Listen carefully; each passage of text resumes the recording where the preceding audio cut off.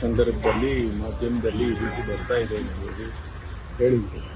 ಆಮೇಲೆ ನಮ್ಮ ಅಧಿಕಾರಿಗಳಿಗೆಲ್ಲ ಮಾತನಾಡಿಕೊಂಡು ವಿಷಯಗಳನ್ನು ತಿಳ್ಕೊಂಡು ಮಾನ್ಯ ಮುಖ್ಯಮಂತ್ರಿಗಳಿಗೆ ಮಾತನಾಡಿ, ಮುಖ್ಯಮಂತ್ರಿಗಳು ಟೂರ್ನಲ್ಲಿ ಬಾದಾಮಿಯಲ್ಲಿ ಮಾತಾಡಿ ಇದೆಲ್ಲ ಈ ರೀತಿ ಆಗಿದೆ, ತಕ್ಷಣ ನಾವು ಇದರ ಬಗ್ಗೆ ಕ್ರಮ ತಗೋಬೇಕು, ಇಂಥದ್ದನ್ನೆಲ್ಲ ಇಲಾಖೆಯಲ್ಲಿ ನಡೆಯೋದಕ್ಕೆ ಬಿಡಬಾರದು. ಯಾವ ಕಾರಣಕ್ಕೂ ಅವರು ಎಷ್ಟೇ ದೊಡ್ಡವರಿರಲಿ, ಹಿರಿಯವರಿರಲಿ, ಯಾರೇ ಇರಲಿ ಅಂತ ಹೇಳಿದ ಮೇಲೆ ಅವರು ಕೂಡ ಸೂಚನೆ ಕೊಟ್ಟರು. ಇಮಿಡಿಯೇಟ್ ಆಗಿ ಅವರಿಗೆ ಸಸ್ಪೆಂಡ್ ಮಾಡಿ ಎನ್ಕ್ವೈರಿ ಮಾಡಿ, ಆಮೇಲೆ ಅವರಿಗೆ ಅವರೇನೋ ಹೇಳಿಕೆ ಕೊಟ್ಟಿದ್ದಾರೆ, ಅದು ಸುಳ್ಳು ಹಾಗೆ ಇರ್ತದೆ, ಅಂಥದ್ದೇನಾದ್ರು ಇದ್ರೆ ಅದೇ ಆನಂತರ ನೋಡೋಣ. ಆದರೆ ಮೇಲ್ನೋಟಕ್ಕೆ ಇದು ಕಾಣಿಸ್ತಾ ಇರೋದ್ರಿಂದ ಅದನ್ನು ಇದು ಯಾರಿಗೂ ಗೌರವ ತರೋದಿಲ್ಲ ಅಂತ ಹೇಳಿ ಹೇಳಿದ್ಮೇಲೆ ಸಸ್ಪೆಂಡ್ ಮಾಡಿದ್ವಿ.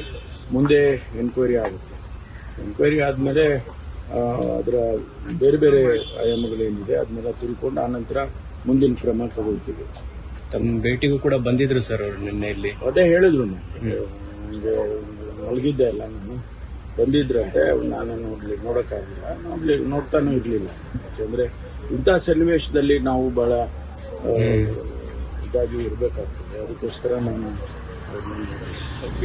ಅಷ್ಟೇ ಅಲ್ಲ, ಅರೆಸ್ಟ್ ಆಗಬೇಕು ಅಂತ ಬಿಜೆಪಿ ಅವರು ಒತ್ತಡ, ಅವ್ರು ಅರೆಸ್ಟ್ ಮಾಡಿ ಅವ್ರನ್ನ. ಯಾಕಂತ ಹೇಳಿದ್ರೆ ಬೇರೆ ಬೇರೆ ಪ್ರಕರಣದಲ್ಲಿ ಹಾಗೆ ಮಾಡಿದ್ರಿ, ಈ ಪ್ರಕರಣದಲ್ಲಿ ಹಾಗೆ ಮಾಡಬೇಕು.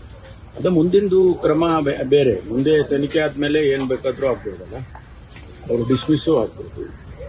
ಅದರಿಂದ ಈಗ ನಾವು ಇಮಿಡಿಯೇಟ್ ಆಕ್ಷನ್ ತಗೊಳ್ಬೇಕು ಅಂತ ಹೇಳಿ ತಗೊಂಡಿದ್ದೇವೆ. ಅದನ್ನ ಯಾವುದೇ ಮುಲಾಜಿಲ್ಲದೆ ನಾವು ಹಿರಿಯರು, ಸೀನಿಯರ್ ಆಫೀಸರ್ ಅದೆಲ್ಲ ಏನು ನೋಡಿದೇನೆ ನಾವು ಇಮಿಡಿಯೇಟ್ ಆಗಿ ಆಕ್ಷನ್ ತಗೊಂಡಿದ್ದೇವೆ. ಅದಾದ್ಮೇಲೆ ತನಿಖೆಯಲ್ಲಿ ಏನು ಬರುತ್ತೆ ಅದನ್ನ ನೋಡಿಕೊಂಡು ಮುಂದಿನ ಕ್ರಮ ತಗೊಳ್ತೀವಿ. ಸಂತ್ರಸ್ತೆ ಯಾರು ಗೊತ್ತಾಯ್ತು, ಕಂಪ್ಲೇಂಟ್ ಏನು ಈ ವಿಷಯದಲ್ಲಿ ಏನು ಬೇರೆ ಏನು ಗೊತ್ತಿಲ್ಲ. ಮೇಲ್ನೋಟಕ್ಕೆ ಈಗ ಗೊತ್ತಾಗಿರೋದು ಅಷ್ಟು ಬಿಟ್ರೆ ಬೇರೆ ಯಾವುದೇ ವಿಚಾರಗಳು ಅದಕ್ಕೆ ಸಂಬಂಧಪಟ್ಟಾಗಿ ಗೊತ್ತಿಲ್ಲ. ಸರ್, ಇಂಥ ಘಟನೆಗಳು ಪೊಲೀಸ್ ಇಲಾಖೆಗೆ ಎಷ್ಟು ಮುಜುಗರ ತರುತ್ತೆ ಸರ್? ಖಂಡಿತವಾಗಿ ಪೊಲೀಸ್ ಇಲಾಖೆ ಒಂದೇ ಅಲ್ಲ, ಯಾವ ಇಲಾಖೆನಲ್ಲಾದ್ರೂ ಕೂಡ ಅದು ಯಾರು ಅದನ್ನ ಒಪ್ಕೊಳ್ಳಲ್ಲ.